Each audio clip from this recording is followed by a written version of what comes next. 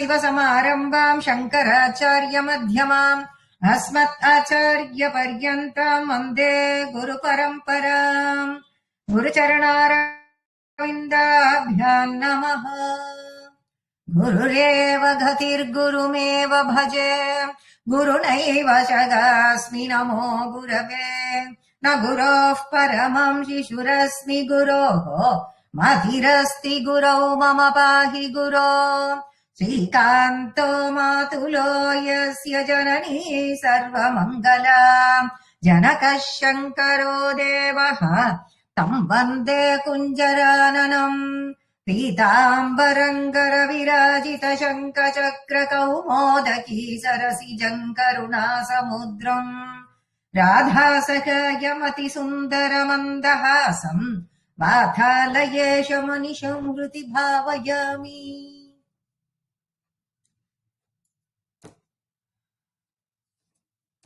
துருவச்சரித்திரம் பார்த்தோம்.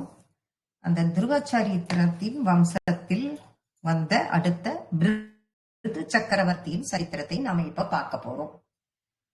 பிருது சக்கரவர்த்தியாக நாராயணனே அவதாரம் எடுக்கிறார். இப்ப நாராயணனா அப்ப பிருது சக்கரவர்த்திங்கிற ஒரு அவதாரத்தையே நாங்க கேட்டதே இல்லையே. தசாவதாரம் தவிர மீதி எல்லாம் இருக்குன்னு சொன்னா, ஆனா இந்த மாதிரி ஒண்ணு நாங்க கேட்டது இல்லையே, அது ஒரு அவதாரமா அப்படின்னு நம்ம கேட்கும் பொழுது ஆமா, அம்சாவதாரமாக இருக்கார் இதுல பகவான். அவதாரம்னா அது ரெண்டு வகை, பூர்ணாவதாரம் அம்சாவதாரம். ஏற்கனவே நான் சொல்லியிருக்கேன். பூர்ணாவதாரம்னாக்க பரிபூர்ணமாக அப்படியே வைகுண்டத்துல எப்படி இருக்காரோ அவரே அவதாரமாக இறங்கி வருதல். அம்சாவதாரம் அப்படின்னா என்ன அப்படின்னம்னாக்க, அதே பகவான் சில விஷயங்களை இந்த பூமியில் நடத்துவதற்காக தன்னிடம் இருந்து ஒரு ஜீவாத்மாவிடம் அந்த தேவையான சக்தியை பிரயோகப்படுத்தி அனுப்புவது அப்படிங்கிறது. இப்ப இந்த பூர்ணாவதாரமாக வந்தது யார், இது யாரு அப்படின்னு ஒரு ரெண்டு எக்ஸாம்பிள் எடுத்துக்கலாம். அப்படின்னு நம்ம பார்த்தோம்னா, பூர்ணாவதாரம் எல்லாருக்குமே தெரிஞ்சது ராமர் கிருஷ்ணர் அப்படின்னு. அம்சாவதாரம் என்ன அப்படின்னு பார்த்தா, இப்ப நம்ம பார்க்க போற பிருது சக்கரவர்த்தி, அப்புறம் ஜமதக்னியின் மகனான பரசுராமர், பலராமர் ஆதிசேஷன். ஆதிசேஷன் பலராமர் தசாவதாரத்துல உத்தரா இருக்காரே அப்படின்னு சொல்லிட்டு பார்த்தோம்னா இருக்கார்தான், ஆனால் அவர் அம்சாவதாரமே அப்படின்னு ஒரு சில விஷயத்திற்காக மட்டுமே, சில சக்தியை அவரிடம் பிரயோகப்படுத்தி மட்டுமே அவரும் இந்த பூமிக்கு வந்ததாக சொல்லப்படுகிறது. அப்படி உள்ளது இந்த பிருதுவும் அம்சாவதாரம். அப்ப என்ன ராஜா வேணன் ஒருத்தர். இப்ப எதுக்காக இவர் வந்தார் அப்படிங்கறத நம்ம தெரியும். இந்த பிருது சக்கரவர்த்தி என்னத்துக்காக வரப்போறார்? பிருது சக்கரவர்த்தியாக அம்சாவதாரமாக பகவான் இதற்கு இங்க வரப்போறார் அப்படின்னு பார்த்தோம்னா, ராஜா வேணன் ஒருத்தர் தான், கொடுங்கோல் ஆட்சி புரிஞ்சுண்டு வந்தான். அப்ப இந்த பூமியை காப்பாத்துறதுக்கு பிருதுங்கிற ராஜாவில தன்னுடைய சக்தியை செலுத்தி அம்சாவதாரமாக அவதரித்தார் பகவான். பூமியினுடைய எல்லா வளங்களும் நிறைஞ்சு இருந்தது.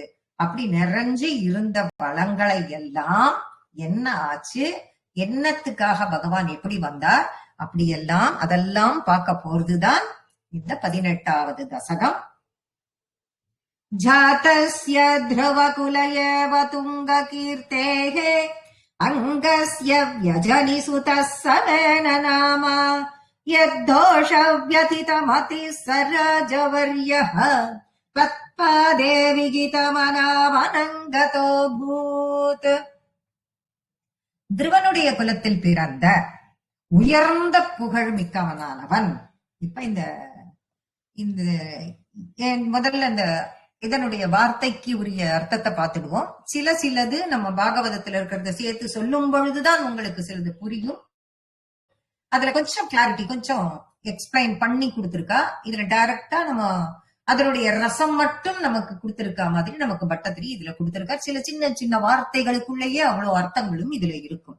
ஜாதஸ்ய துருவகுல, துருவனின் குலத்தில், துருவனின் குலத்தில், துருவகுல ஏவ, துருவனின் வம்சத்திலேயே, ஏவனாலே அதுக்கு ஒரு தனி அழுத்தம் கொடுக்கறதுன்னு அர்த்தம்.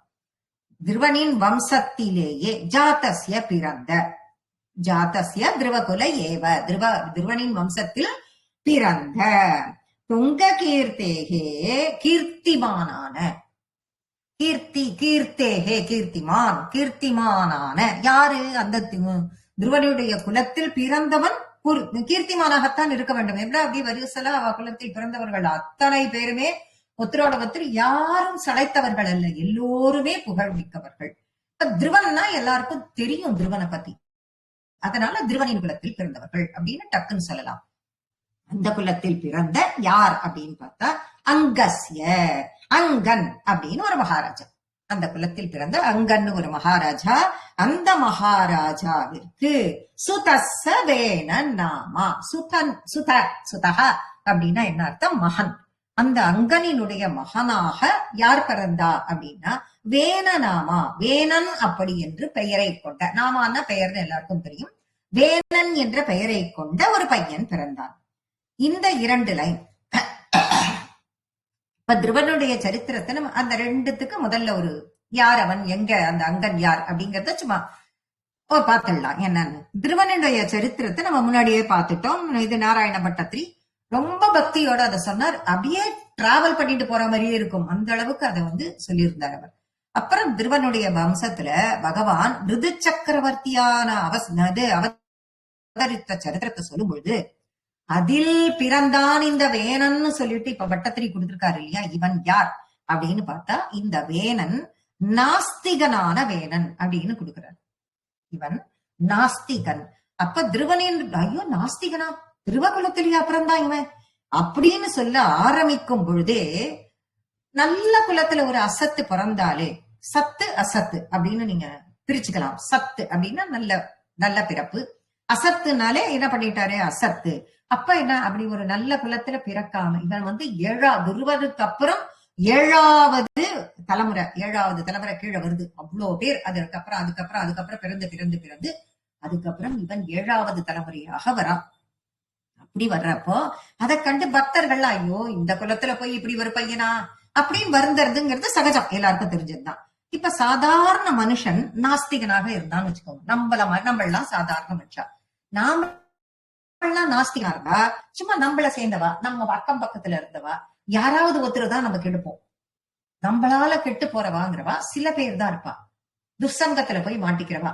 அப்ப நம்ம நாஸ்திகனாக இருக்கிற பட்சத்துல நம்மள சுத்தி இருக்கிற சில ஒரு 10 பேர், ஒரு 15 பேர், இல்ல ஒரு 10 குடும்பம், அவ்வளவுதான் கெட்டு போகிறதுக்கு, நாஸ்திகனாக இருக்கிறதுக்கு. அதுலயும் சில பேர் புரிந்து பிரிதல், புரிந்து சேர்தல் அப்படின்னு இருக்கு. தேர்ந்து இதெல்லாம் உருப்படாத கேசு அப்படின்னு நகர்ந்து போய் அவனும் நல்ல கதியை அடையறதுக்கு உரிய அவனுடைய கர்மபலன் அவனை அந்த வழிக்கு அழிச்சுட்டு போகும். ஆனா சாதாரண குடும்பத்துல பிறந்தால் இது சாதாரணமா என்ன ஆகும்னா ஒரு சின்ன ஒரு குரூப் ஆஃப் பீப்புள் அவதான் கெட்டு போவா. ஆனா இவனோ, இந்த வேணனோ பிறந்தது எங்க? ராஜகுலத்தில். அப்ப ராஜகுலத்தில்னா ஒரு ராஜபாரத்தையே தாங்கக்கூடியவன். அப்ப ராஜபாரத்தை தாங்கக்கூடியவன் நாஸ்திகனாக இருந்தால் எது நாசமாகும்? தேசமே நாசமா போகும். அப்ப தேசமே தெய்வ பலம் இல்லாமல் தவிக்கும். அப்ப தவிர்க்க முடியாத துன்பங்களுக்கு தேசமே ஆளாகும். அப்ப நித்தியம் துக்கத்தை தான் அனுபவிக்கணும் அந்த தேசம். அப்பேற்பட்ட குலத்தில் வேணனோ ராஜகுலத்தில் பிறந்தான். அதனால பரமபக்தனான துருவனினுடைய குலத்தில் பிறந்தாலும் அவன் இப்படி இருக்கானே, இப்படி இருந்ததுனால அந்த குலமே ரொம்ப கஷ்டப்படுறதுங்கிறதுக்காகத்தான் 3வது வரியில எத்தோஷ வியதிதமதி சராஜவரியக. எத்தோஷ அப்படின்னாக்க தோஷம்னா குற்றம். குற்றம் எந்த வேணனினுடைய குற்றத்தினால், எத்தோஷ எந்த வேணன்னு பேரை உள்ள ஒரு பையன் தனக்கு பிறந்தான் அல்லவா, ரொம்ப சந்தோஷப்பட்டான். ஆஹா தனக்கு ஒரு பையன் பிறந்தான். ஆனால் எந்த பையன், எந்த வேணன் இப்படியெல்லாம் ஒரு குற்றம் செய்கிறானேன்னு மனம் நொந்தவனாக எத்தோஷ வியதித மதிச ராஜவரியக. ராஜவரியக அப்படின்னா அங்கனோ சிறந்த அரசன், மிகச்சிறந்த அரசனான அந்த அங்கன் ஐயோ தன்னுடைய பையன் இப்படி எல்லாம் இருக்கானே, இவ்வளவு தப்புகளை பண்றானே, இவனை எதுவுமே பண்ண முடியலையே அப்படின்னு மனம் வருந்துகிறான். வியதித மதிச மனது வருந்துகிறது. அப்படி மனம் வருந்தினவனாக அவன் என்ன பண்ணான் குருவாயிரப்பா அப்படின்னு ஆரம்பிக்கிறார் பட்டத்திரி. உடனே குருவாயிரப்பா அவ்வளவு மனசு வருந்துட்டு அவனால ஒண்ணுமே பண்ண முடியல குருவாயிரப்பா. அப்ப என்ன பண்ணா தெரியுமா குருவாயிரப்பா? தற்பாதே விகிதமனா, உன்னுடைய பாதத்தை பிடித்து கொண்டு, உன்னுடைய பாதத்தை பிடித்து கொண்டு, அப்ப உன்னுடைய சரணத்தில் மனதை விகித மனச அப்படியே நிலையா வச்சுட்டான் அப்படிங்கிறார். நிலையா வச்சுண்டு வனங்கதோ போது, அவ்வளவுதான், வனத்துக்கு போயிட்டான். அப்போ வனத்துக்கு அவன் போயிட்டான். என்ன பண்ணா அங்கதான் இப்ப ஏற்பட்ட பிள்ளை நாட்டை ஆளுன்னு சொல்லிட்டு இப்படி எல்லாம் நினைச்சோம், இப்படி ஒரு துசங்கத்துல சேர்ந்து இப்படி ஒரு நாஸ்திகனாகி இப்படி கெட்டு போயிடுதே அப்படின்னு மனம் வருந்திய அங்கன் ஒண்ணுமே பண்ண முடியாத சிச்சுவேஷன்ல குருவாயிரப்பா உன்னுடைய பாதத்தை பிடிச்சுட்டான், அதே கதின்னு நினைச்சுட்டான், வனத்துக்கு போயிட்டான். இது நிஜம்தானே குருவாயிரப்பா அப்படின்னு கேட்டா ஆமான்றார் குருவாயிரப்பன். அததான் சொல்றான், அங்கன் தன்னுடைய நாள்ல அஸ்வமேத யாகம் பண்ணான். இந்த பையனுடைய பிறப்ப பத்தி இப்ப சொல்றா பாகவதத்துல. ஏன் இவன் மட்டும் இப்படிப்பட்ட ஒரு குலத்தில் ஏன் இந்த பையன் மட்டும் துசங்கத்தில் ஈடுபட்டான், ஏன் இவன் மட்டும் இப்படி குற்றம் புரிவதாக இருந்தான், நாஸ்திகனானான் அப்படிங்கிறதுக்காக நமக்கு தெரிஞ்சுக்கணுங்கிறதுக்காக இந்த பாகவதத்துல நிறைய இருக்கு. அதை பத்தி நாம ஒரு 2 லைன் மட்டும் அதை பார்க்கலாம். அங்கன் அவ வாழ்நாள்ல ராஜாக்கள் நிறைய யாகங்கள்லாம் பண்ணுவா. அப்படி அவ வாழ்நாள்ல யாகங்கள் பண்ணிட்டு வரும்போது இந்த அங்கமகாராஜா என்ன பண்ணிட்டு இருக்கான், அஸ்வமேத யாகம் பண்றான். அஸ்வமேத யாகம் ரொம்ப பெரிய யாகமா, அந்த யாகம் அப்பேற்பட்ட யாகமா. மகாபாரதத்துல அது பாகவதத்துல அவனுடைய யாகத்தை அப்படி விவரிச்சிருக்கா. அந்த யாகத்தில் நிறைய வேத வித்துக்களை அழைக்கிறான். யாகத்துல ஆகுதி கொடுத்து எல்லா தேவதைகளையும் கூப்பிடுறான். எல்லாரையும் கூப்பிட்டு அந்த ஆனா தேவர்கள் யாருமே வரலை யாகத்திற்கு. அந்த ஆகுதி கொடுத்து அதை ஏத்துக்கிறதுக்கு தேவர்கள் வரணும் இல்லையோ, யாருமே வரல. உடனே அங்க நிறைய மகரிஷிகள் வந்திருக்கா அந்த யாகம் நடத்தி வைக்கிறதுக்கு. மகான்கள், ரிஷிகள், எவ்வளவு வேதம் அறிந்தவர்கள், எல்லாமே வேத வல்லார்கள் எல்லோரும் இருக்கும்பொழுது இவனுக்கு ரொம்ப கவலையா இருக்கு. ஏன் யாருமே தன்னுடைய ஆகுதியை ஏத்துக்கலையே, என்ன காரணம்னு அந்த மகரிஷிகள் கிட்ட இந்த அங்கன் கேக்குறான். அங்கன் உடனே அவகிட்ட போய் நமஸ்காரம் பண்ணி கேட்கிறான். சாதாரணமா ஏன் வரலன்னு அப்படின்லாம் நம்ம பேசுற மாதிரி எல்லாம் பேசல, விடுன்னு எழுந்து போறான். ஒரே வருத்தம், தான் கொடுக்கறதை இவெல்லாம் ஏத்துக்கலையேன்னு சொல்லிட்டு. இப்ப எப்படி யாகத்துல எப்படி சக்சஸ் ஆகுது, அதனால விடுன்னு போறான், எல்லாருக்கும் நமஸ்காரம் பண்றான். அப்போ மகரிஷே, ஏன் இந்த மாதிரி ஒத்துருமே வரவே இல்லையே, ஒரு தேவதைகள் கூட வரலையே, நான் ஏதாவது தப்பு பண்ணிட்டேனா, ஏதாவது தப்பு பண்ணியிருந்தேன்னா இந்த யாகத்துல என்ன, அதுக்கு என்ன பரிகாரம்னு சொல்லுவோம், அதை நான் திருத்தி நான் பண்றேன், நான் எதுவும் தப்பு பண்ணதா எனக்கு தெரியலையே, நீங்களும் பார்த்துன்னு தானே இருக்கேன் என்ன அப்படின்னு கேட்கும் பொழுது, அப்பதான் மனசு உருகி அவன் வருத்தப்பட்டு கேட்கும் பொழுதுதான் அங்க இருக்கிறவா எல்லாருமே சொல்றாளாம், உனக்கு சந்ததி இல்லை. அப்போ அங்க மகாராஜாவிற்கு குழந்தைகள் யாரும் இல்லை. அதனால அவள்லாம் சொல்றா, உனக்கு சந்ததி இல்லாத காரணத்தினால் தேவர்கள் யாருமே வரல உங்ககிட்ட இருந்து வாங்கிக்கிறதுக்கு அப்படின்னு. இப்ப அதுக்கு என்ன பண்றது அப்படின்னு சொல்லிட்டு அங்கன் கேட்டான். அந்த மகரிஷிகள் எல்லோருடைய இவனுடைய வேண்டுகோளுக்கு இணங்க, மகரிஷிகள் எல்லோரும் வேண்டுதலுக்கும் இணங்க ஒரு திரும்ப இஷ்டினா இன்னொரு யாகத்தை இன்னொன்னு உருவாக்கி அந்த யாகத்தின் மூலம் ஒரு தொடங்குறான். அந்த யாகம் நடந்து முடிகிறது. அதற்கு பிறகு இவனுக்கு ஒரு குழந்தை பிறக்கிறது. அதுதான் இந்த வேணன். இந்த வேணன் பிறந்தான். இந்த வேணன் சின்ன குழந்தையிலேயே அவன் அம்மா என்ன பண்ணிடுறா அப்படின்னாக்க, இந்த குழந்தைய என்ன பண்ணிடுறா, தன்னுடைய அப்பாவாத்துல கொண்டு விட்டுடுறா வளர்றதுக்கு. தன்னுடைய பிதாவான அப்பா அவளுடைய அப்பா யாரு அப்படின்னு பார்த்தோம்னா, அவன் அசுரத்தன்மை பொருந்தியவன். அவன் பேரே மிருத்யு.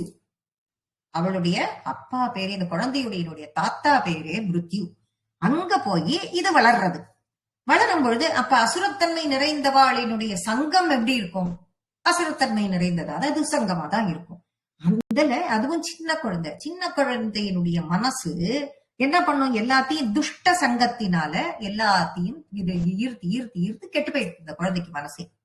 கொஞ்ச காலம் அங்கேயே அந்த குழந்தை வளர்றது. வளர்ந்த பிறகு அப்பா கிட்ட கொண்டு அதை விடுறாவா. குழந்தை அங்கன்கிட்ட கொண்டு விட்ட பிறகு இந்த வேணன் அதற்கு பிறகுதான் பிதாவிடம் வருகிறான்.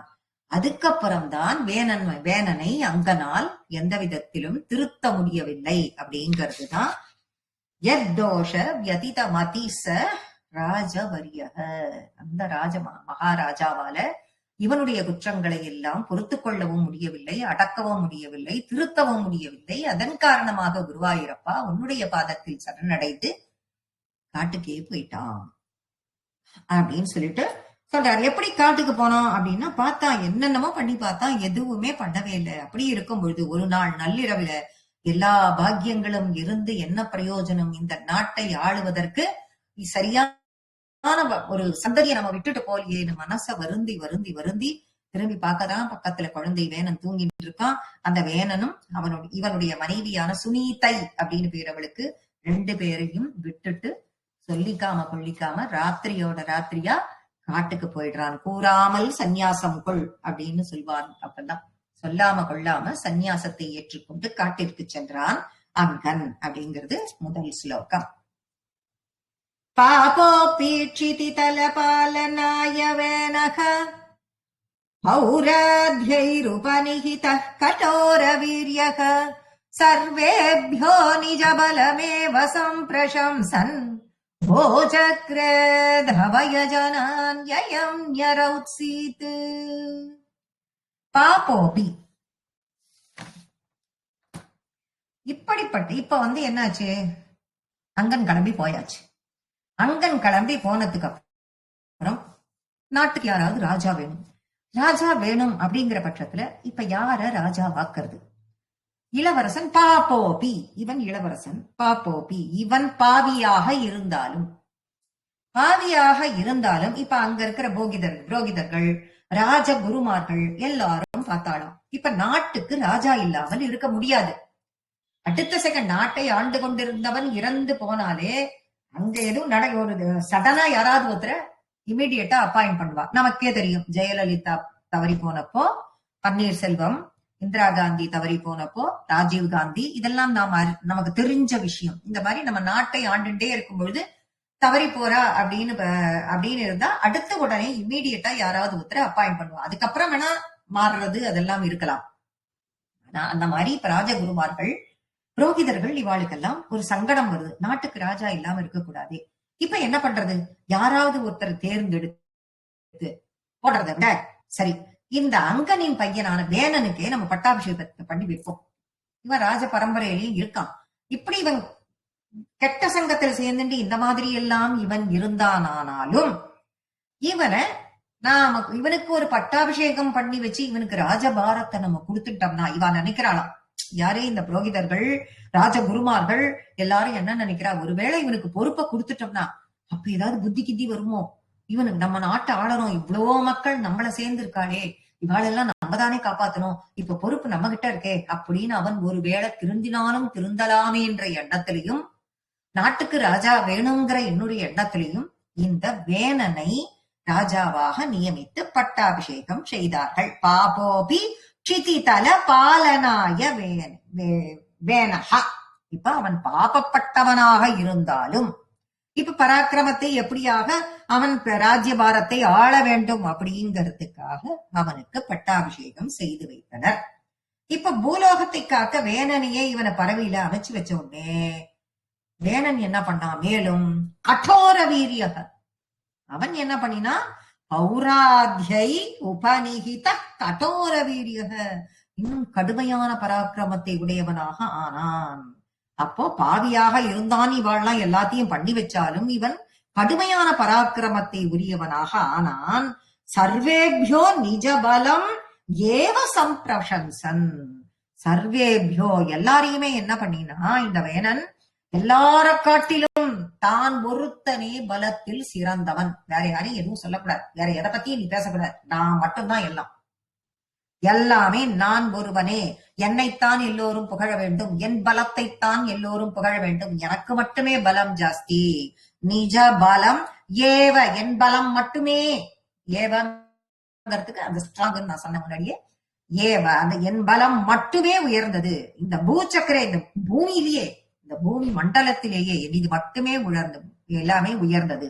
தங்களுக்காக செய்யப்படும் யாகங்களை யாருக்கெல்லாமும் இனிமே யாகம் எல்லாம் யாரும் பண்ணக்கூடாது, இந்த யாகம் பண்றேன் அந்த யாகம் பண்றேன் எந்த யாகங்களும் யாரும் பண்ணக்கூடாது. யஜமான் யஜனான் யயம் ரௌத்சீத் பூச்சக்கரே தவ யஜனான் யயம் ரௌத்சீத். இந்த பூச்சக்கரத்தில் இந்த பூமண்டலத்தில் இருக்கிற எல்லா இடத்துக்கும் யாருமே எந்த யாகத்தையும் வேற எதுக்காகவும் பண்ணக்கூடாது, எல்லாமே எனக்கு தான் பண்ணணும். அப்போ இவாளால தேட முடியாத போயிடுதே இப்ப ராஜாவ வேறன்னு இவாளுக்கெல்லாம் ஒரே வருத்தம்.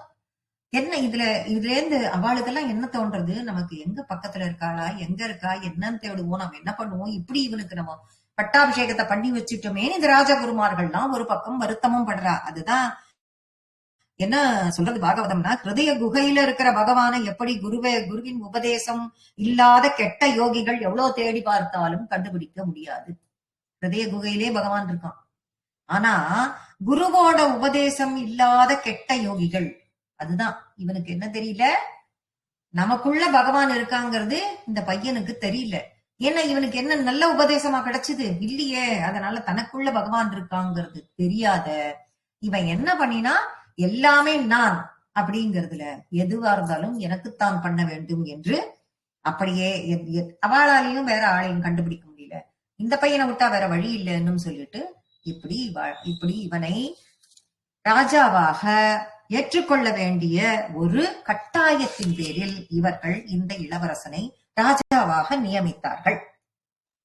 இப்ப நியமிச்ச உடனே குருவாயூரப்பா எங்க பெரிய தப்பு பண்ணா தெரியுமா? இந்த பூமியில தவம் யாகம் இதெல்லாம் நடந்துட்டு இருக்கே, இதெல்லாம் நன்மை தரும் காரியம், இதெல்லாம் எல்லாமே நான் தான் முதன்மை, இதெல்லாம் இந்த நன்மை தரும் காரியங்கள்லாம் கிடையாது அப்படின்னு சொல்லிட்டானே குருவாயூரப்பா. என்ன கொடுமை குருவாயூரப்பா, நாராயணனுக்கு பூஜை பண்ணக்கூடாது அப்படின்னு கரெக்டா சொல்றான். சம்பிரசன்சன்ஸ் பூச்சக்கரே தவ, இந்த பூ சக்கரத்திலேயே நீங்க நாராயணனுக்கு பூஜை பண்ணக்கூடாது, யாருக்குமே பூஜை பண்ண, உனக்கு உன் கோயிலுக்கு யாராவது வந்தாலே போச்சு அப்படின்னு சொல்லிட்டு அந்த நிலைமைக்கு ராஜ்யத்தை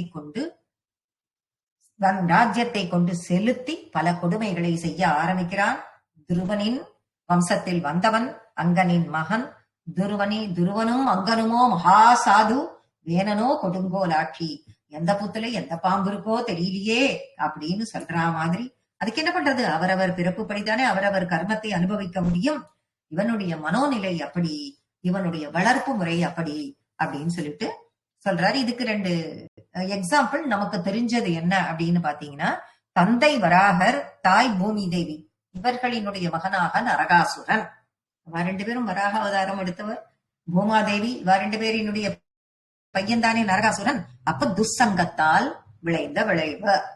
அதே ஹிரண்யகசிபு கயாது, இவா 2 பேர். இது ஹிரண்யகசிபு அசுர குலம், அங்கு பிறந்தவன், சத்சங்கத்தால் கிடைத்தவன் பிரகலாதன். அப்படிங்கிறதுக்கு அம்மா அப்பா எல்லாம் எப்படி இருந்தாலும் சேர்க்கை எப்படி இருக்குங்கிறதும் ரொம்ப ரொம்ப இம்பார்ட்டன்ட் அப்படிங்கிறதையும் இந்த இடத்துல நம்ம தெரிஞ்சுக்கணுங்கிறதுக்காக நம்ம புராணங்களையும் பின்னோக்கி பார்க்க வேண்டியிருக்கு. சரி, சம்பிராப்தே ஹித கதனாய தாபசௌகே மத்தோன்யோ புவனபதிர்ன கஷ்டனேதி தன்னிந்தாவச்சன பரோ முனீஸ்வரைஸ்தைஹி சாபக்னோ சலபத சாமனாயிவேனகா. இப்ப கொடுங்கால் ஆட்சி புரியராமத்தன்னா கடைசியா அவனோட முடிவுதான் என்ன, அதையும் பட்டத்ரி இந்த 3வது ஸ்லோகத்துல சொல்றார். இப்ப அறிவுரை சொல்றதுக்கு வர சம்பிராப்தே ஹித கதநாய, ஹிதன நன்மை, கத்தநாயனாக சொல்றதுக்கு தாபசௌகே தபஸ்விகளின் கூட்டம். தபம் பண்றவா, தியானம் பண்றவா, மகரிஷிகள் எல்லாம், வேத வல்லார்கள் எல்லாரும் என்ன பண்றானா, இப்ப ராஜா உத்தரவை அவங்ககிட்ட எதையும் சொல்ல முடியாது. இவ எல்லாரும் குரூப்பா இது பண்ணி பேசி எப்படி அவங்ககிட்ட போய் அவனை எப்படி அப்ரோச் பண்றது, எப்படி அவங்ககிட்ட போய் பேசுறது அப்படின்லாம் இவர்களுக்குள்ள முன்னாடி பேசி ஒத்திகை பார்த்துட்டு எல்லாம் பண்ணிட்டு இங்க இருந்து போறா கூட்டம் போய் ஹித கத்தனா, எதுக்காக போறா, ஹித கத்தனாய நல்ல விஷயமா அவனுக்கு நன்மையை எடுத்து சொல்ல, யார்கிட்ட போறா, வேணன் கிட்ட போறா. சம்பிராப்தே வந்த போது நல்ல விஷயத்தை எடுத்து சொல்ல இவா எல்லாரும் வேணனை தேடி வந்தார்கள். வந்த போது அறிவுரையும் சொல்றா. அப்போ அவனுக்கு அறிவுரையும் சொல்றா. புவனபதி உலகத்திற்கு அதிபதி மத்த, உடனே இவன் என்ன சொல்லிட்டான், அறிவுரையும் சொன்ன உடனே என்ன சொல்றான், மத்தோன்யோ புவனபதி கஷ்டனேதி. புவனபதி அப்படின்னா இந்த புவனத்திற்கு, இந்த உலகத்திற்கு அதிபதி, மத்தக என்னை காட்டிலும், அந்ய கஷ்டன வேறு யாராவது இருக்காளான்னா இல்ல, யாருமே இல்ல அப்படின்னு சொன்னதோடு இல்லாமல், யாருமே இல்ல இந்த புவனத்துக்கு இந்த பூமிக்கு தலைவன்கிறவன் யாருமே இல்ல, இறைவன் எவனுமே என்னை தவிர இல்லை அப்படிங்கிற சொன்னதோட இல்லாமல் தொன்னிந்தா குருவாயூரப்பா ஒன்ன நிந்தனை பண்ணினான். சொன்னதோட இல்ல, அவ சொன்னதுக்கு பேசாம அதெல்லாம் கிடையாது, யாரும் கிடையாது, நான் ஒத்தந்தான் சொல்லி அவன் அமைச்சிருக்கலாம் இல்ல, அதோட அவன் நிறுத்தாமல் குருவாயூரப்பா துவன்னிந்தா ஒன்னை அவன் நிந்தனை பண்ணினா, நிந்தனை பண்ணினதோட இல்லாம வச்சானா பாரக, உன்னை பத்தி இன்னும் நிந்தனை பண்ணி முனிவர்களையும் சேர்த்து பல வார்த்தைகள் அவன் பேசினான். உன்னை நிந்தித்த காரணத்தினால், தன்னை நிந்தித்த காரணத்தினால்னு போடல வட்டத்தில். தன்னைனா முனிமார்களை, தபஸ்விகளை தன்னை நிந்திச்ச காரணத்தினால அந்த முனிவர்கள் வருத்தப்பட்டார்கள்னு போடல. குருவாயூரப்பா, உன்னை நிந்தித்த காரணத்தினால் முனீஸ்வரைஸ்தைகி, அந்த முனிமார்கள் எல்லோரும் சாபாக்னௌ, சாபமிட்டார்கள். முனிமார்கள் எல்லோரும் சாபமிட்டார்கள். இவன் நாட்டுக்கு ராஜாவாக இருந்தால் நாட்டிற்கு கெடுதல். ஐயோ, இவனை நாட்டுக்கு நம்ம ராஜாவா விடக்கூடாது. இவன் நாட்டுக்கு ராஜாவாக இருந்தால் நாட்டுக்கு கெடுதல். ஏன்னா இவன் தான் சொன்ன, முனிமார்களே கூப்பிடுறான். முனிமார்களே, கர்மாக்கள்லாம் எதையும் கர்மங்களால் நீங்க என்ன மட்டும் தான் ஆராதிக்கணும், எனக்கு மட்டும்தான் பூஜை பண்ணணும், எல்லா ஹோமத்தையும் நீங்க எனக்கு மட்டும்தான் செய்யணும். என்கிட்ட இருக்கிற துவேஷத்தினால வேற தெய்வம் இருக்கிறதா நீங்கள்லாம் சொல்றீங்க. அப்படி ஒரு தெய்வமே கிடையாது. அப்படிதான் சொல்றான். என்கிட்ட என் மேல உங்களுக்கு வந்து கோபம், என் மேல உங்களுக்கு வெறுப்பு, அதனால நீங்க அங்க தெய்வம் இருக்கு, இங்க தெய்வம் இருக்கு, இவாதான் தெய்வம் நீங்க காட்டுறீங்க. அப்படி எல்லாம் எதுவும் கிடையாது. என்கிட்ட இருக்கிற துவேஷத்தை விடுங்க. என்னை தவிர எங்க புருஷன் யாருமே கிடையாது. நீங்கள் யாரோ ஒருத்தங்கிட்ட அன்பு அன்பு அன்புன்னு வச்சுட்டு இருக்கேளே, எவனோ ஒருத்தன் இருக்கான்னு சொல்லிட்டு அப்படி பேசும்பொழுதுதான் இவாளுக்கு கோபம் வருது. அப்ப பேசக்கூடிய வார்த்தை என்னன்னு பாகவதம் சொல்றது, துஷ்ட ஸ்திரீகள் கள்ள புருஷன் கிட்ட வச்சிருக்கிற நட்பு மாதிரி இருக்கு நீங்க சொல்றது.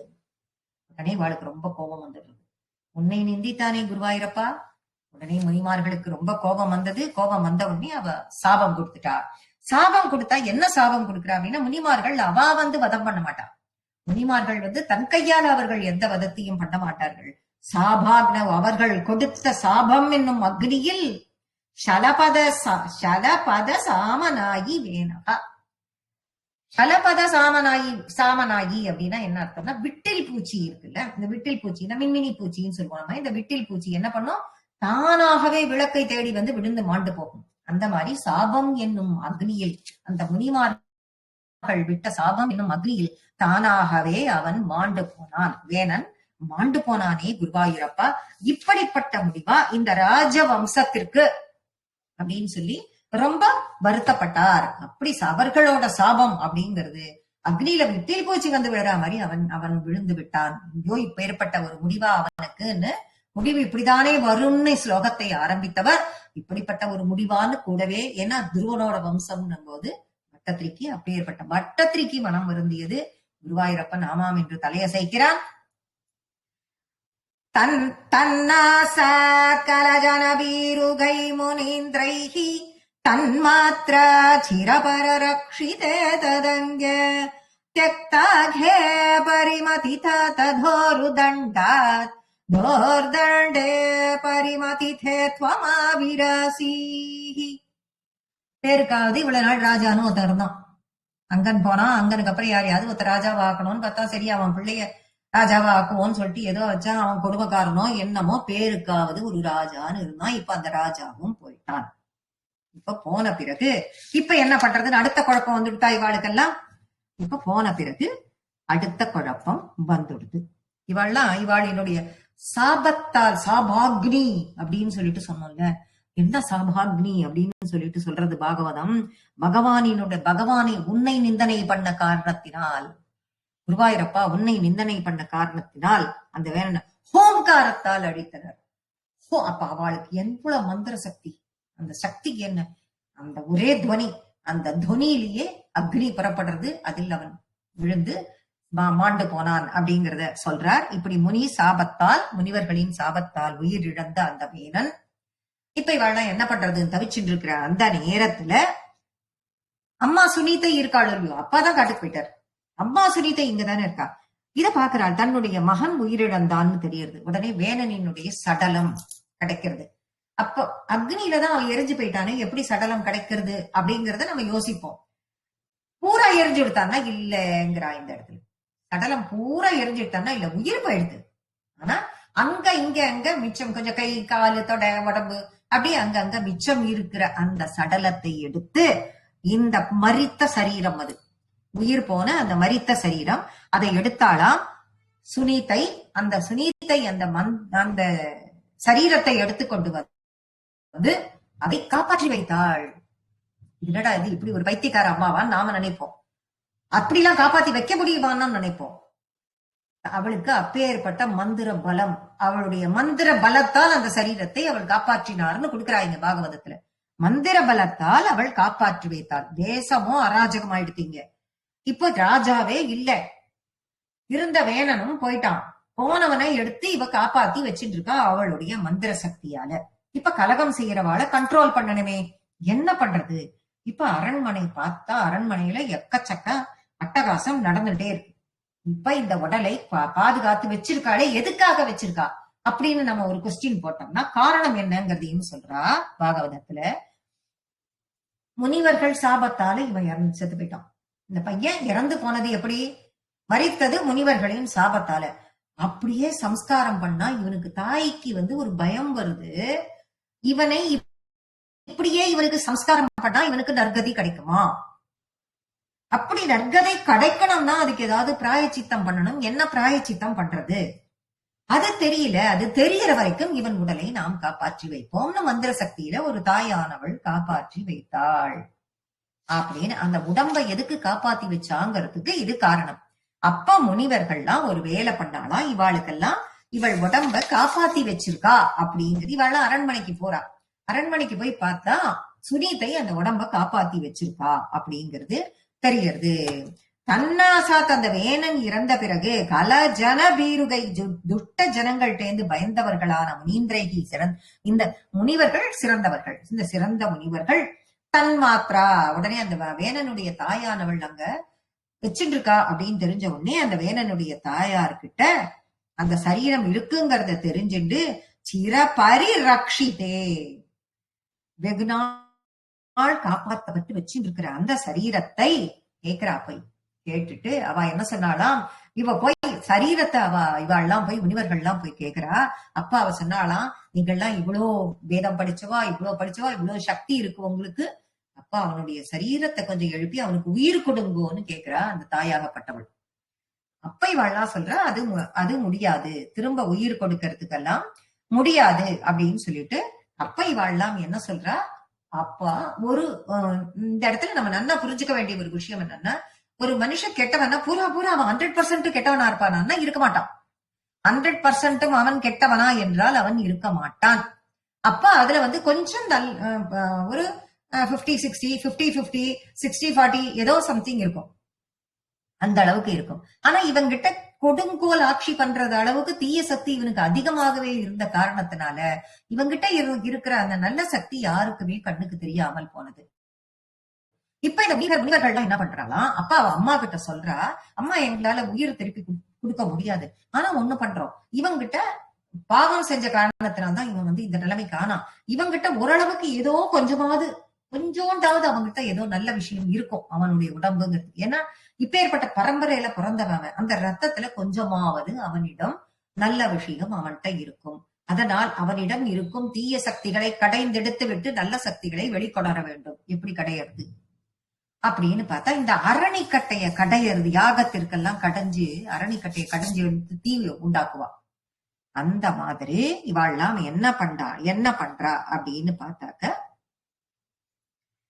உடனே கடையறதுக்கு ஆரம்பிக்கிறா. பரிமதி தாத் ஊரு தண்டாது, உடனே தண்டம் ஊரு தண்டாத், ஊருன்னா தொடை. அந்த தொடைய முதல்ல கடையறாளாம். அந்த தொடைய கடைய எப்படி பார்க்கடலை கடைஞ்ச உடனே விஷம் வந்ததோ அந்த மாதிரி கருப்பாக ஒரு உருவம் எழுந்து நின்றது. அப்போ கருப்பாக ஒரு உருவம், காக்கா மாதிரி ஒரு உருவம் எழுந்து நிக்கிறதா. அதுல இருந்து அந்த உருவத்தை பார்த்த உடனே ஒரே சின்ன சின்ன அங்கங்கள், குட்டையா கையி, பெரிய முகவாக்கட்டை, பார்க்கறதுக்கே ஒரு அமுங்கின மூக்கு, செவந்த கண்ணு, செம்பட்ட மயிறு, இப்படி ஒரு ரூபமே என்னன்னு சொல்ல முடியாத அவன். ஆனா அதுலேருந்து வெளிவந்தாலும், இப்படிப்பட்ட ரூபத்திலேருந்து வந்தாலும் இந்த முனிவர்கள் தானே கடைஞ்சு எடுத்தா.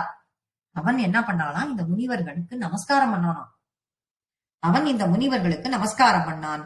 கவலையோட நின்னான். வெளியில நின்று எங்க வந்திருக்கோம், என்ன, நம்ம யாரு, நம்ம என்ன பண்ணணும் தெரியல அவனுக்கு. அதனால கவலையோட, நான் யாரு, நான் என்ன பண்ணணும், நான் என்ன பண்றது சொல்லுங்கோ அப்படின்னு சொல்லிட்டு முனிவர்களிடம் கேட்டான். அப்போ இதுதான் நிஷீத அப்படின்னு சொல்றா. இப்ப நிஷீதர்கள் அவனிடம் உண்டான நிஷீத அப்படின்னு அவனுக்கு நாமம். அவனிடமிருந்து பிரஜைகள் உண்டானா அவர்களுக்கு நிஷாத பேரு. அவனுக்கு வம்சமே இருக்கு. அந்த வம்சத்தில் உள்ளவர்கள் மலை, காடு, மலை இதில் எல்லாம் வசிக்கிறார்கள், இன்னைக்கும் வாசம் செய்கிறார்கள்னு சொல்றான். இப்பேற்பட்ட விகாரமான உடலை உடைய இவன் நிஷாத அப்படின்னு சொன்னார்கள். அந்த நிஷாதத்திற்கு வம்சம் இருக்கிறது. அவர்களுடைய வம்சம் இன்றும் காடு மலைகளில் வாழ்ந்து கொண்டிருக்கிறது.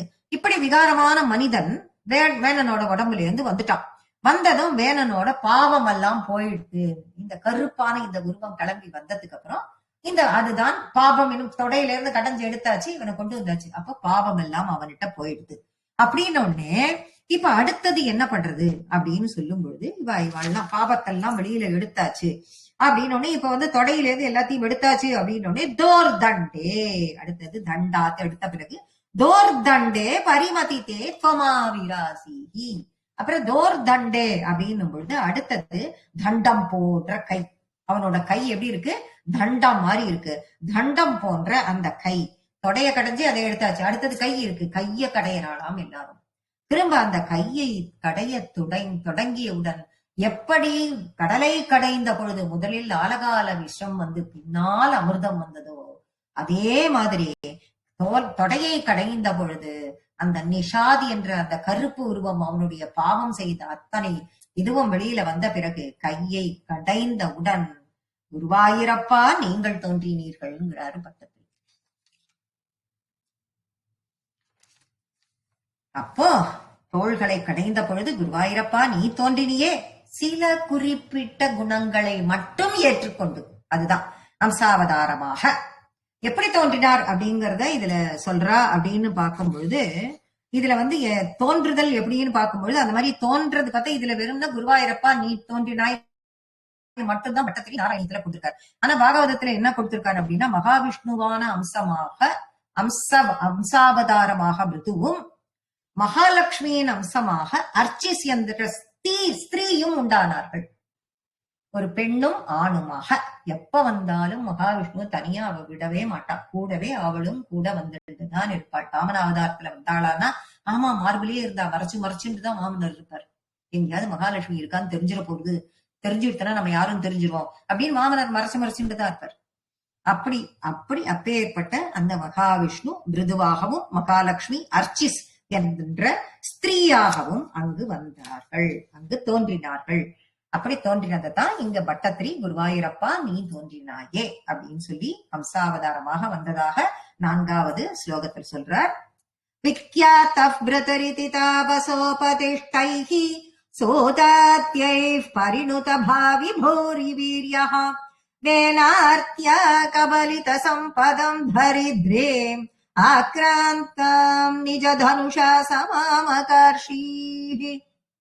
அங்க அம்சாவதாரத்துல மிருது அப்படின்னு பெயர் பெற்ற நீ உபதேசம் செய்யக்கூடிய முனிவர்கள் மந்திரிகள் எல்லாரும் மிருது சக்கரவர்த்தியாக தோன்றின உன்னை பார்த்தார்கள்.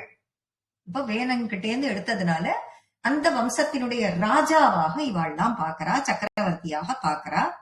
எதிர்காலத்தில் நீ செய்ய போகிற வீர செயல்களை எல்லாம் அவளுக்கு அப்பயே தோண ஆரம்பிச்சிருச்சு. இவாள்லாம் எவ்வளவு இந்த ராஜாக்களுக்கு இவாளுக்கெல்லாம் எவ்வளவு ராஜாக்களுக்கெல்லாம் இவன் தலைவன், இவன் எப்பேற்பட்டவன் அப்படின்னு சொல்லிட்டு இவாளுக்கெல்லாம் நல்ல பிரசித்தி பெற்ற மகாராஜாவாக ஆக போகிறான் அப்படின்னு தெரிஞ்சிட்டவுடனே கொஞ்சம் கொஞ்சமா அவளுடைய ஞான திருஷ்டியால அவளுக்கெல்லாம் தெரிய ஆரம்பிக்கிறது.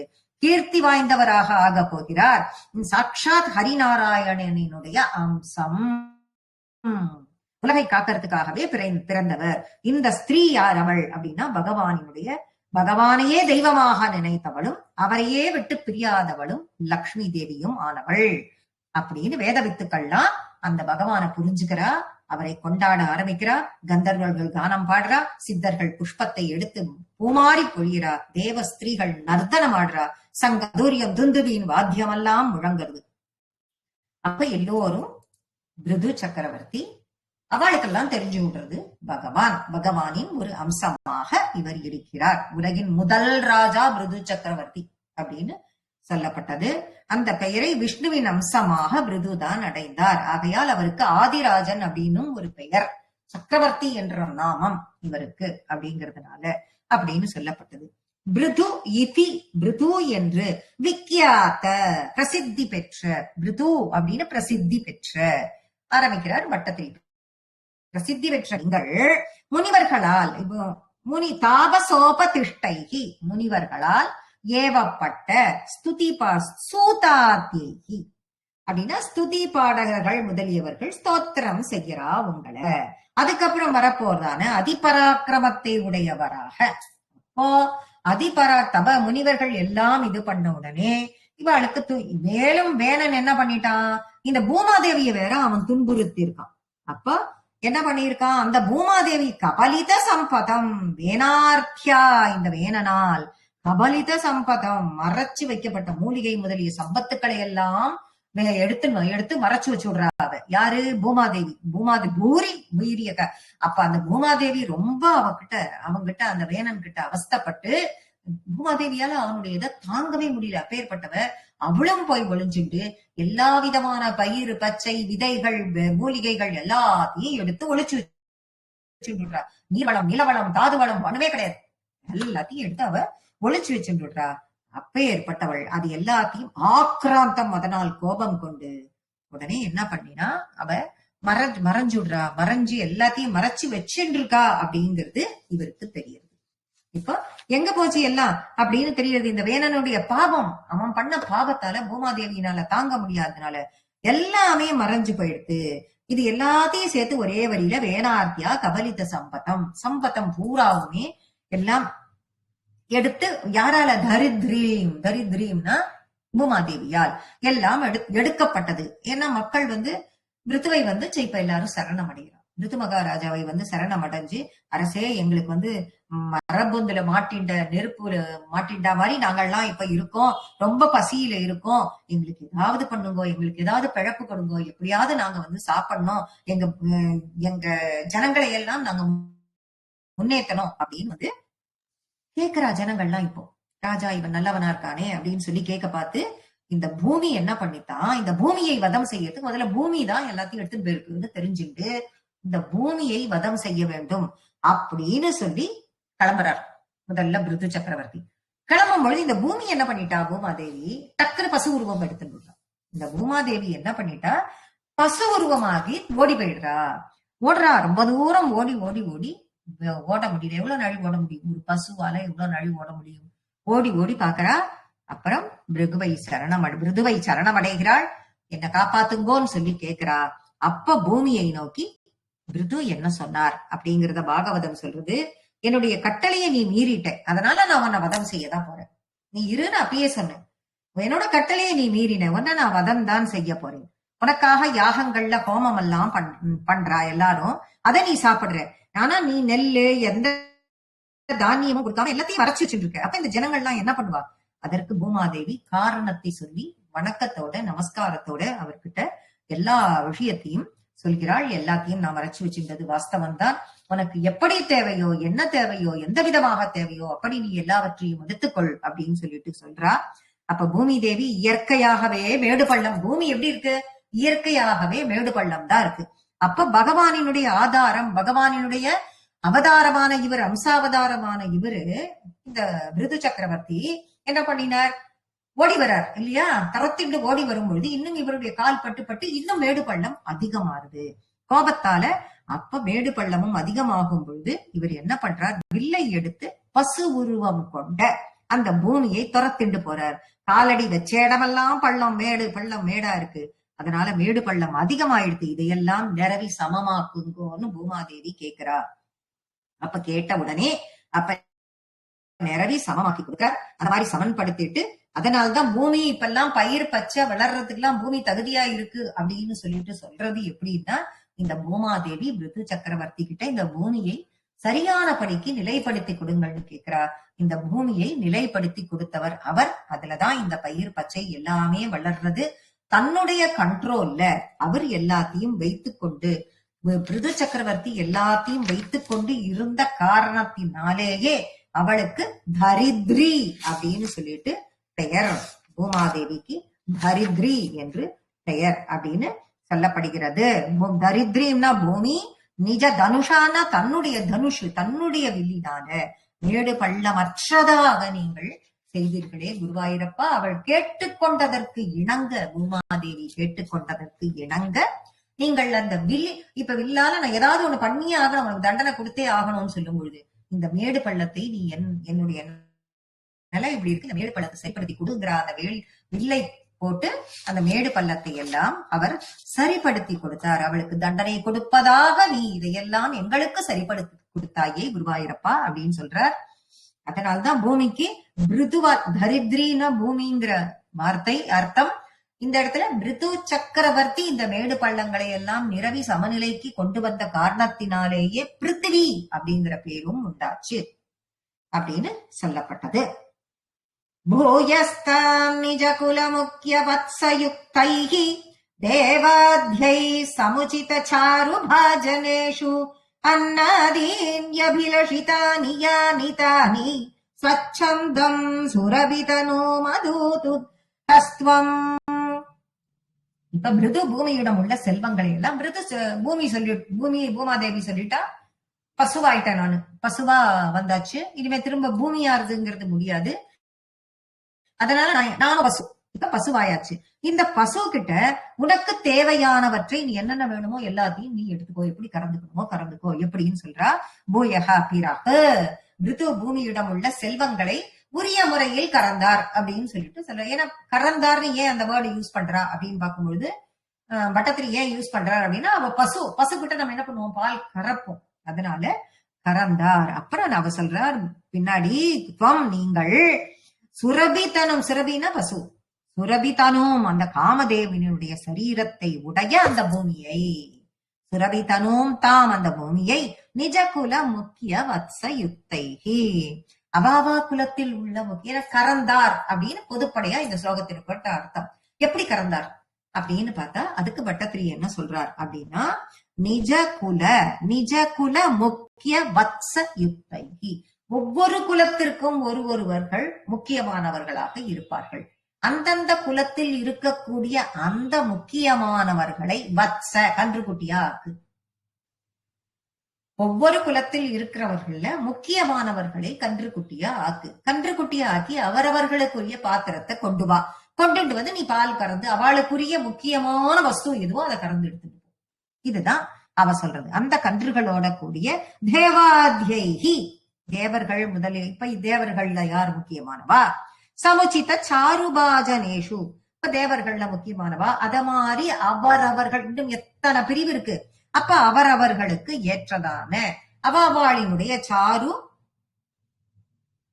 சமுச்சித சாருபாஜனேஷு அப்ப அவாவாளுக்குரிய எல்லா பாத்திரங்களையும் எடுத்துக்கொண்டு அவாவாளுக்கு உரிய பாத்திரங்கள் அதுல எடுத்துக்கொண்டு அன்னாதியின்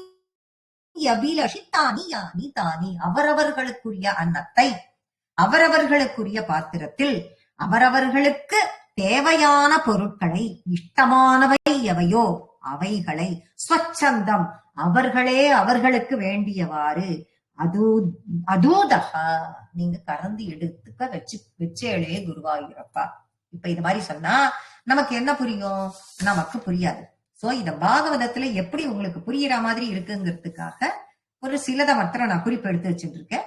இப்ப நான் சொல்றேன், நீங்க கேட்டுட்டேன்னா உங்களுக்கு புரியும். அவாவாளுக்கு உரிய பொருட்களை அவரவர்களுக்கு முக்கியமானவர்களை கன்றுகளாக ஆக்கி அவரவர்களுக்கு உரிய பாத்திரத்தில் அவரவர்கள் கறந்து கொள்ளட்டும். இதுதான் பூமாதேவி பகவானுக்கு கொடுக்கிற பதில். இப்ப யார் யார் என்னென்ன பண்ணா அப்படின்னா இத பாகவதம் சொல்றது. இப்ப தேவர்களுக்கு முக்கியமானவா யாரு, தேவர்களில் சிறந்தவன் மிகப்பெரியவன் இந்திரன். அப்ப இந்திரன் அப்ப அவனை கன்றாக ஆக்கி இப்ப அவன் தான் கண்ணுக்குட்டி. இந்த தேவர்களில் இப்ப கண்ணுக்குட்டியா ஆக்கிக்கோன்னு சொல்றாளோ இல்லையோ பூமாதேவி, அதனால கன்றுக்குட்டி இந்திரன். அப்ப அவன் என்ன பாத்திரம் வச்சுட்டு இருப்பான், ஸ்வர்ண பாத்திரத்தை வச்சு. தேவர்கள் இல்லையா, அவன் எல்லாமே மிக தேவலோகத்துல எல்லாம் எப்படி இருக்கும், எல்லாம் ஸ்வர்ண கலசம் தான். ஸ்வர்ண பாத்திரத்தை எடுத்து கொண்டு வந்து அவன் என்ன எடுத்துப்பா, அவளுக்கு வேண்டிய அன்னம் என்ன, தேவாமிர்தம், அந்த அன்னத்தை அவர்கள் கறந்து கொண்டார்கள். இப்ப இப்படி நம்ம புரிஞ்சுக்கணும். தேவர்கள்ன்ற பிரிவுல முக்கியமானவன் இந்திரன், அவன் கன்றாகிறான். அவர்களுக்குரிய முக்கியமான பாத்திரம் ஸ்வர்ண கலசம். அந்த கலசத்தை எடுத்துக்கொண்டு அவன் என்ன பாலை கறக்கிறான்? அவர்களுக்குரிய பால் தேவாமிர்தம். சரி, அத போல இன்னொரு 4 பிரிவு பார்த்தா நமக்கு இன்னும் கொஞ்சம் கிளியர் ஆகும். ரிஷிகள். அப்ப ரிஷி வர்க்கத்தில் யார் அப்படின்னா பிரகஸ்பதி. அதில் முக்கியமானவர் பிரகஸ்பதி. அவர் தான் இங்க கண்ணுக்குட்டி. அப்ப அவளுக்கு பாத்திரம் என்ன அப்படின்னு பார்த்தால் பஞ்சேந்திரியங்கள், புலன்கள், இந்திரியங்கள் தான். இந்திரியங்களை அடக்கிதான் அவ எல்லாமே ரிஷி முனிவர்கள் எல்லாத்தையும் பண்றா. அவளுக்கு முக்கியமான பாத்திரமே இந்திரியங்கள். அப்ப அவளுக்குரிய பால் என்ன? அவ எதை கறந்துப்பா அப்படின்னா அந்த சுரபி கிட்டேந்து, அந்த காமதேனு கிட்டேந்து அவர்கள் கறந்த பால் வேதங்கள். ரிஷி முனிவர்களின் முக்கியமானவர் பிரகஸ்பதி. பிரகஸ்பதியினுடைய பாத்திரம்னா இந்திரியங்கள், அவர்களுக்கு பால் அப்படின்னா வேதங்கள். அதே மாதிரி சரி, ரிஷிகள் தான் இருக்கா, தேவர்கள் தான் இருக்கா, அசுரர் இருக்காளே அப்படின்னா ஆமா, அசுரர். அசுரர்கள் குலத்தில் மிகச்சிறந்தவன் யாருன்னா பிரகலாதன். பிரகலாதன் தான் இந்த இடத்துல கண்ணுக்குட்டி. ஆனா அவன் சிறந்தவனாக இருந்த போதிலும் அவளுக்குரிய அசுரர்களுக்குரிய பாத்திரம் அப்படின்னு பார்க்கும்போது இரும்புதான் பாத்திரம். அந்த இரும்பு பாத்திரத்தில் அவர்களுக்குரிய பானம் என்ன? அசுராள்லாம் குடிக்கிற பானம் என்ன? சுராபானம் தான். அந்த பானத்தை அசுரர்களுக்கு உரிய பானம் அப்படின்னா சுராபானம். அதை அவர்கள் கலந்து கொண்டு சென்றார்கள். கந்தர்வர்களில் உயர்ந்தவர் விஸ்வாவசு. அவர்தான் அந்த இடத்தில் கன்றுக்குட்டி. அவர்களினுடைய பாத்திரம் பத்மமயம். அவர்களுக்கு தேவையானது இனிய குரல் வளம். அவள்லாம் பாட்டு பாடுறவா, மிகச்சிறந்தவர்கள். அவளுக்கு தேவை இனிய குரல் வளம். அதை கறந்து கொண்டு சென்றார்கள். அப்ப பித்ருக்கள், இவாள்லாம் இத்தனை பேர் இருக்காளே, பித்ருக்களை நம்ம மறந்துடக்கூடாது. அப்ப பித்ருக்கள் யார் அப்படின்னா அதுல சிறந்தவர் அரியமா. அவளுக்கு என்ன அப்படின்னா பச்சை மண்ணு. அதுதான் அவளோட பாத்திரம். சுடாத மண்ணு. பச்சை மண்ணுன்னா பச்சை கலர் மண்ணுன்னு நினைச்சுக்க கூடாது. சுடாத மண்ணு. இப்ப செங்கல் சூளையில வச்சு செங்கல் எல்லாம் வருது அப்படின்னா அது சுட்டு வரும். இப்ப சுடாத மண்ணு இருக்கே, அதுதான் அவளுடைய பாத்திரம். அது பித்ருக்களுக்கு உரிய பால். அங்க அடுத்தது சித்தர்கள். சித்த புருஷர்களில் சிறந்தவர் கபிலர். அவர்களுக்குரிய பாத்திரம் எதுன்னா ஆகாசம். கபிலர் தான் இங்க கண்ணுக்குட்டி. ஆகாசம் தான் அவளுக்கு பாத்திரம். தேவையானது சித்தர்களுக்கு வித்யை. இப்படி யார் யாருக்கு என்னென்ன வளம் வேணுமோ அத பூமி கிட்டே இருந்து பாலாக எந்த குறையும் இல்லாமல் பிருகு சக்கரவர்த்தி அவளுக்கெல்லாம் கிடைப்பதற்கு ஏற்பாடு செய்தார். இப்படி பிருதுவால் பூமியினிடமிருந்து கொண்டு வந்ததால், பிருதுவால தானே எல்லாமே கொண்டு வரப்பட்டதுன்னு பிருத்திவி அப்படிங்கிற பேரு கிடைச்சுது. இததான் பட்டத்திரி அழகா 3வது ஒரே லைன்ல அன்னாதீன் அபிலாஷி தானி யானி தானி முடிச்சுட்டார். யார் யாருக்கு என்னென்ன விருப்பமோ அவாளுக்கு தேவைகளை எடுத்துக்கொள்ளுங்கள் அப்படின்னு சொல்லிட்டு முடிக்கிறார். குருவாயிரப்பா அத்தனையையும் எடுத்துக்கொண்டு பிருத்திவி என்ற நாமத்தை அடைந்தாளே அந்த பூமி தேவின்னு சந்தோஷப்படுறார். கண்ணால ஜலஞ்சலமா கொட்டுறது பட்டத்திரிக்கு. பார்த்து அதிசயத்து குருவாயூரப்பனை பார்த்து, இது மூன்று குட்டியா நீ நின்றுட்டு இருக்க, என்னென்ன பராக்கிரமம் எல்லாம் பண்ணிட்டு இருக்க பத்தியா நீ அப்படின்னு அதிசயிச்சு நின்றுண்டே அந்த அதிசயம். அதோட அடுத்த ஸ்லோகத்தை சொல்றார்.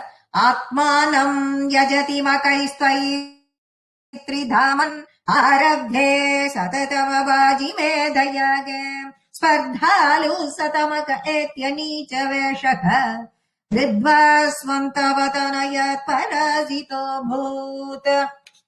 அப்படி நல்லாட்சி புரிந்த விப்பபிருது சக்கரவர்த்தி நல்லாட்சி புரிகிறான். பல பல அஸ்வமேத யாகங்கள் எல்லாம் அவன் பண்றான். இப்படி பல பல அஸ்வமேத யாகங்களை எல்லாம் பண்ணும் பொழுது, குருவாயிரப்பா நீ இப்படி பல அஸ்வமேத யாகம் செஞ்சுட்டு உன்னையே வழிபட்டு வந்தேங்கிறார். இப்ப எல்லாரும் புரிஞ்சுக்கணும் ஏன் இப்படி பட்டத்திரி இந்த வார்த்தையை சொன்னார் அப்படின்னு.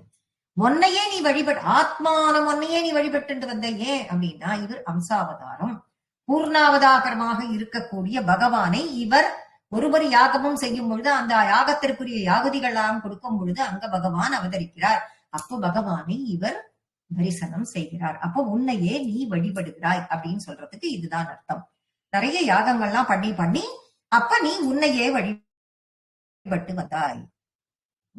மூவுலகத்திற்கும் தலைவனானவன் குருவாயிரப்பா, நீ 100வது அஸ்வமேத யாகம் பண்ற. யார் அவன் மூவுலகத்துக்கும் தலைவனானவன்? இந்திரன். நீ 100வது அஸ்வமேத யாகத்தை பண்ணும் பொழுது உன் மீது பொறாமை கொண்ட இந்திரன் என்ன பண்ணினான் அப்படின்னு பார்க்கும் பொழுது வேற ஒரு வேஷத்துல வரான். ஆத்மானம் யஜதி மகை ஸ்வயி த்ரிதாமன் ஆரப்தே சாத்தாத்தாம வாஜி மேத யாக, நீ இப்படி எல்லாம் இத்தனை யாகங்கள்லாம் பண்ணிட்டு இருக்க, உன்னையே நீ தரிசனம் பண்ற, அப்படி நீ யாகங்கள்லாம் பண்ணிட்டு இருக்கிற ஒரு வேளையில் ஸ்பர்தாலு சதம் அக, 100வது அகஏத்திய 100வது அஸ்வமேத யாகம் பண்ணும்போது அச்சச்சோ இந்திரனுக்கு பயம் வந்துடும். எவனாவது அஸ்வமேத யாகம் பண்றானாலே இந்திரனுக்கு பயம் வந்துடும். ஏன்னா அவன் என்ன நோக்கத்துல பண்றாங்கிறதெல்லாம் இந்திரனுக்கு ஒரு கணக்கே கிடையாது. 100 அஸ்வமேத யாகம் மொத்தம் பண்ணி சக்சஸ்ஃபுல்லா முடிச்சுட்டான் அப்படின்னாக்க அவனுக்கு அவன் இந்திர பதவிக்கு ரெடி அப்படின்னு அர்த்தம். ஐயோ நம்ம பதவி பறி போயிடும், எல்லாருக்கும் நாற்காலி தான், பதவி பறி போயிடும்னு இந்திரனுக்கு பயம். உடனே அவன் என்ன பண்ணா, நீச்ச வேஷக, எப்பேற்பட்ட ஸ்வர்கலோகத்திற்கு அதிபதி அவன், அவன் என்ன வேஷத்துல வந்தான், நீச்ச வேஷக, சண்டாள வேஷத்துல வந்தானோ. சண்டாள வேஷத்துல வந்து ஹத்வாஸ்வம், ஹிருத்வ அஸ்வம், அஸ்வம்னா குதிரை, குதிரையை திருடிட்டான். தவ தனயா பராஜிதோ போத்து, அந்த குதிரையை திருடிட்டு போனானே. அப்ப பிருதுவோ பண்ற யாகம் பூரா எதுக்கு, லோகக்ஷேமத்திற்கு. இந்திர பதவிக்கா பிருகு சக்கரவர்த்தி பண்ண போறார், அவரே ஒரு அம்சாவதாரம், அது இந்திரனுக்கு தெரியல. ஆனா அவனுக்கு எங்க இதெல்லாம் புத்தி கெட்டு போயிடும் அந்த நேரத்துல. இவர் லோகக்ஷேமத்திற்கு பண்ணிட்டு இருக்காரு, ஆனா இந்திரனுக்கு அது தெரியல. பிருதுவின் உடனே இது என்ன பண்றா, இப்பதான் இதுல என்ன தெரியுது அப்படின்னா, இப்படி பிருது வந்து அஸ்வமேதங்களை யாகங்களை ஆரம்பிச்சு பண்ணிட்டே வரும்பொழுது இந்த 100வது அஸ்வமேதத்துக்கு சங்கல்பிச்சுதான் பிருது சக்கரவர்த்தி சங்கல்பிச்சுண்டு, பிருதுவும் சதமகனாவதா என்று, ஐயோ சதமகனாவதா, அதாவது 100 யாகத்தையும் செய்து முடிப்பவனாக ஆவதா அப்படின்னு பொறாமை கொண்டு அந்த யாகத்தை முடிவு பெறாது செய்யறதுக்கு முயற்சி பண்ணி குதிரையை அபகரித்தான். யாகத்தை எப்பயுமே ஆஸ்திகர்கள் தடுக்க மாட்டார்கள், அதை நல்லா புரிஞ்சுக்கணும். இப்ப நீச்ச வேஷகன்றதுக்காக தான் இப்ப நான் இதை சொல்றேன். நீச்சவன் ஏன் சண்டாள வேஷத்துல இந்திரன் வந்தான் அப்படின்னு நமக்கு தோணும் தானே. அப்ப ஏன் நீச்ச வேஷத்துல வந்தான் அப்படின்னா, ஆஸ்திகர்கள் யாகத்தை தடுக்க மாட்டார்கள், ஒரு நாஸ்திகன் தான் யாகத்தை தடுப்பான். அதனால இந்திரன் என்ன பண்ணினானா, தன்னுடைய வேஷத்தையே மாத்திண்டு சண்டாளனாக, அதனால் நாஸ்திக வேஷத்தோடு வந்தான் அப்படிங்கிறதுக்காக தான் பட்டத்திரி இங்க நீச்ச வேஷகா அப்படின்னு சொல்லிட்டு இந்த இடத்துல கொடுக்கிறார். இப்ப எந்த இடத்துல இவன் யாகம் பண்றான் பிருது சக்கரவர்த்தி, எங்க யாகம் பண்றாரு அப்படின்னா, மனு பிறந்த இடமான பிரம்மாவர்த்தத்தில் சரஸ்வதி நதிக்கரையில் 100 அஸ்வமேத யாகத்தை பண்றதுக்காக பிருது தீட்சை அடைந்தார். அந்த யாகசாலையில சாட்சாத் ஹரிநாராயணன் பரமசிவனோட, பிரம்மாவோட, சர்வ தேவர்களோட, அஷ்டதிக் பாலகர்களோட நேரில் தரிசனம் கொடுக்கிறார். ஹவிர்பாகத்தையும் வாங்கிக்கிறார், ஹவி சிவா இவன் கொடுக்கறது எல்லாத்தையும் வாங்கிக்கிறார். அந்த பகவானை கந்தர்வா, அப்சரர்கள், முனிவர்கள் எல்லாரும் சோஸ்திரம் பண்றார். சித்தர்கள், வித்யாதரர், தைத்தியர், தானவர், குக்கியதர், சுனந்தர் எல்லாரும் பகவத் சேவையில ஈடுபட்டிருக்கார். அப்படி ஈடுபட்டவாளா இருந்து யாகம் செய்ய ஆரம்பிச்சதும் பூமி தேவி என்ன பண்ணாளா, அவகிட்ட இன்னும் கொஞ்சம் வச்சுட்டு இருக்காவ. அவ்வளவு சீக்கிரம் அவ எல்லாத்தையும் ஒப்படைச்சுள்ள. இந்த பிருது சக்கரவர்த்தி எப்பேற்பட்டவன், இவனும் முழுமையா நல்ல விதமாக ஆளக்கூடியவனா அப்படின்னு தெரிஞ்சுக்கிறதுக்காக இந்த பூமி தேவி இன்னும் கொஞ்சத்தை ஒழிச்சு வச்சுட்டு இருந்தாளாம். இதையெல்லாம் பார்த்த பிறகு இவன் மீது பரிபூர்ணமாக நம்பிக்கை கொண்டு சர்வ சம்பிருத்திகளையும் அவனிடம் ஒப்படைத்தாள். எல்லாத்தையும் பிருது சக்கரவர்த்தி கிட்ட அவ கொடுக்கிறா. அந்த மாதிரி கொடுத்து இது பண்ணும் பொழுதுதான் இந்திரன் என்ன பண்ணா, இவனுக்கு வந்து பல வேஷத்துல விதவிதமா வந்து எல்லாத்தையும், எல்லா வேஷமும் என்னன்னா நாஸ்திக வேஷம், விதவிதமான வேஷத்துல அங்கேருந்து அஸ்வமேத யாகத்தனோட குதிரையை திருடிங்க போறான். மாயையால மறைஞ்சு மறைஞ்சு மறைஞ்சு மறைஞ்சு போயிட்டே இருக்கான். அந்த இந்திரனை யார் பாக்குறான்னா, மகா தபஸ்விகளுக்கு எப்பேற்பட்ட மாயையில எவன் ஒருவன் என்ன பண்ணினாலும் கண்ணுக்கு தெரியும். அப்பேற்பட்ட அந்த மகா தபஸ்வி யாருன்னா அத்ரி மகரிஷி. அவர் இத பாத்துடுறாரு. இத பாத்துட்டு விடுவிடுன்னு போய் பிருத்துவனுடைய பையனை கூப்பிடுறாரு. பையனை கூப்பிட்டு, அப்பா குதிரையதவர் இந்திரன் தான் எடுத்துட்டு போறான், போனி அவனை போய் துரத்தி அந்த இந்திரனை விட்டுடாத அப்படின்னு சொல்லி அனுப்பிச்சு விடுறாரு. இவன் விடுவிடுன்னு போறான். போய் ஆச்சரியமா பிருது புத்திரனின் பராக்கிரமத்தை கண்டு சந்தோஷப்பட்டான் இந்திரன். மகர்ஷிகள் சந்தோஷப்படுகிறார்கள், இந்திரன் சந்தோஷப்படுகிறான். அப்புறம் குதிரையை மீட்டதனால் விஜிதாஸ்வன் அவனுக்கு பேர் கிடைக்கிறது.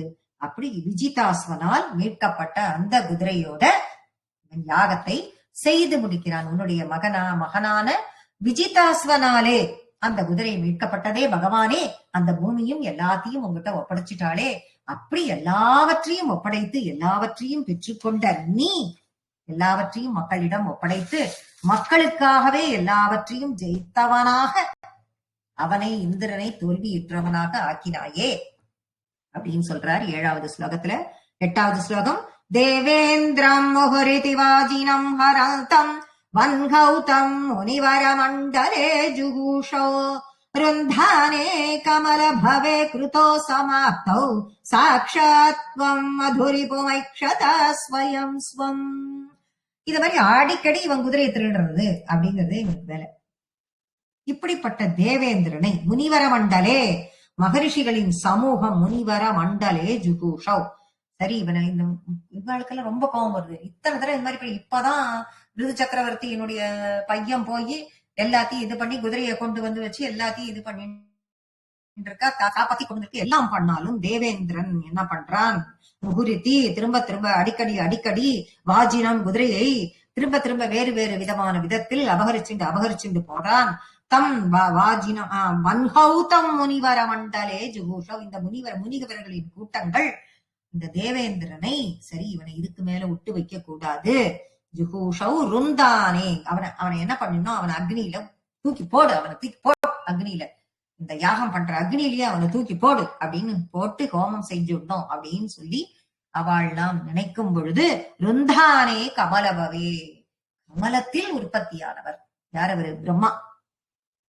கிரதோ சமாப்தௌ, அவர் என்ன சொல்றாரு? வேண்டாம் அந்த மாதிரி எல்லாம் பண்ணாதீங்கோ, அப்படி எல்லாம் பண்ணக்கூடாது அப்படின்னு தடுத்து, யாகத்தினுடைய முடிவில் நீங்கள்லாம் அந்த மாதிரி பண்ணக்கூடாதுன்னு சொல்லி எல்லாத்தையும் இது பண்ணி அவனுக்கும் நல்ல புத்தியை கொடுத்து இந்திரனுக்கும் புரிய வச்சு அவனையும் அனுப்பிச்சு கொடுத்து, ஆனால் ஒரு யாகம் ஆரம்பிச்சா அந்த யாகம் முடிஞ்சாகணும் அப்படிங்கிறதுக்கு அந்த யாகத்தையும் பூர்த்தி பண்ண வச்சு, ஆனா இந்த மாதிரி முனிவர்கள் நல்ல மனுஷாலாம் செய்யற யாகத்திற்கு எந்த விதத்தை கெடுதலும் வராது அப்படிங்கிறத பிரம்மா அவர்களுக்கு புரிய வைத்து, சமாப்தம் சாட்சாத்துவம், அப்படி யாகத்தை பூர்த்தி பண்ண வைக்கிறார். ரிது சக்கரவர்த்தி பண்ற அந்த யாகத்தை பிரம்மா இவன் இந்திரனை தடுத்து இந்திரலோகத்திற்கு அவனை அனுப்பிவிட்டு பிரம்மா இந்த யாகத்தை பூர்த்தி பண்ண வைக்கிறார்.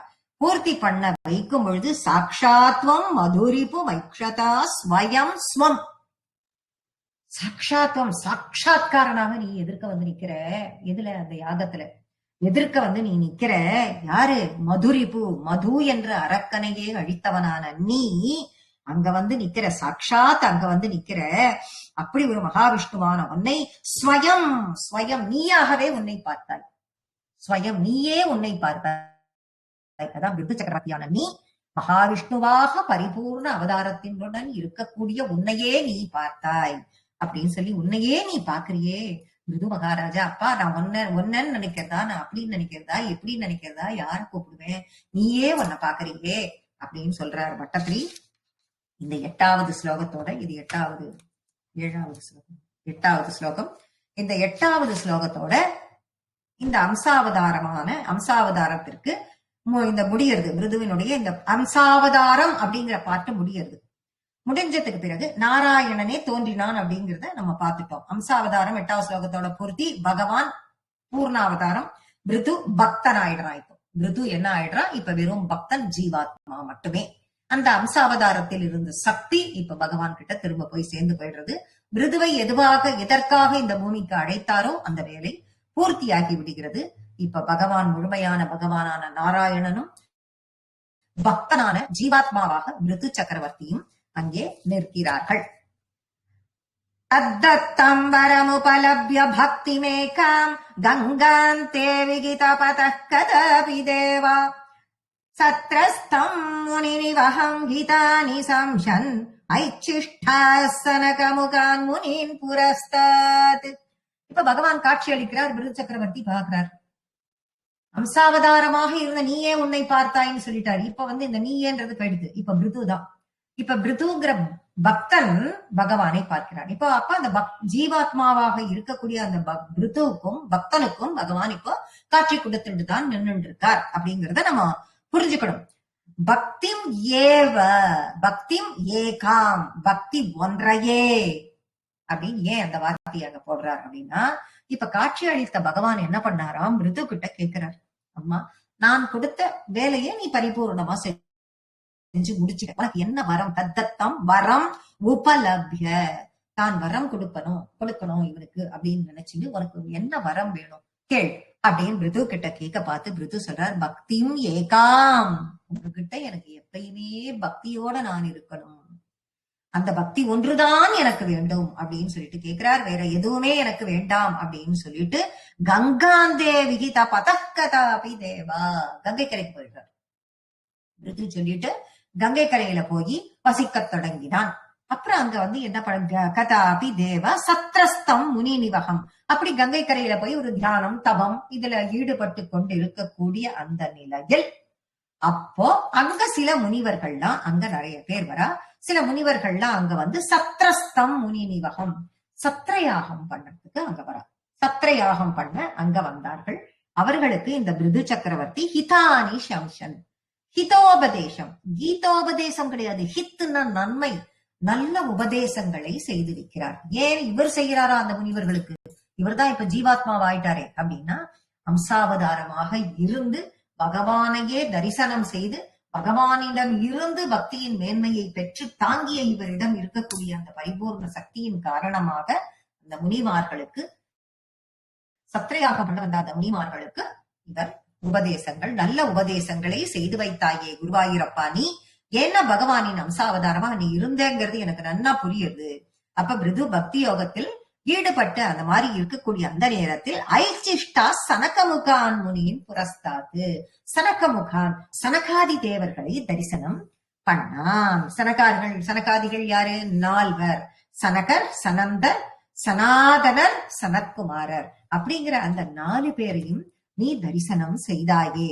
அவா 4 பேரும் வந்தாளே உன்னை பார்ப்பதற்கு, அந்த இடத்தில் அவர்கள் 4 பேரும் உனக்கு காட்சி கொடுத்தார்களே அப்படின்னு சொல்லிட்டு அவளை நேர பாத்தியே, அவளும் உனக்கு காட்சி கொடுத்தாளே குருவாயூரப்பா. இந்த இடத்துல குருவாயூரப்பான்னு சொல்ற பிருது மகாராஜா, ஆனா நீ அந்த இடத்துல இருந்தனால எனக்கு குருவாயூரப்பானே தான் உன்னை சொல்லணும்னு தோன்றது அப்படின்னு சொல்றாரு பட்டத்ரி.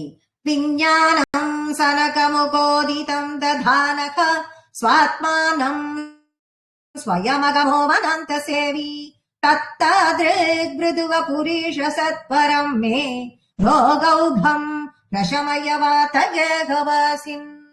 அந்த சனகாதி முனிவர்கள்லாம் விஞ்ஞானம் சனக முகோதிதம் ததானக, சனகாதி முனிவர்கள்லாம் அவர்களின் திருவாயார் இவனுக்கு உபதேசம், பிருது சக்கரவர்த்திக்கு உபதேசம் செய்து வைக்கிறார்கள். என்ன உபதேசம் அப்படின்னா விஞ்ஞானம். விஞ்ஞானம்னா என்ன? நம்ம சயின்ஸ் தெரிஞ்சுக்க கூடாது. விஞ்ஞானம்னா என்னன்னா பிரம்மானுபவத்தால் அனுகிரகம், அவ அடைந்த அந்த பிரம்மானுபவத்தால் இவனுக்கு அனுகிரகம் பண்றா.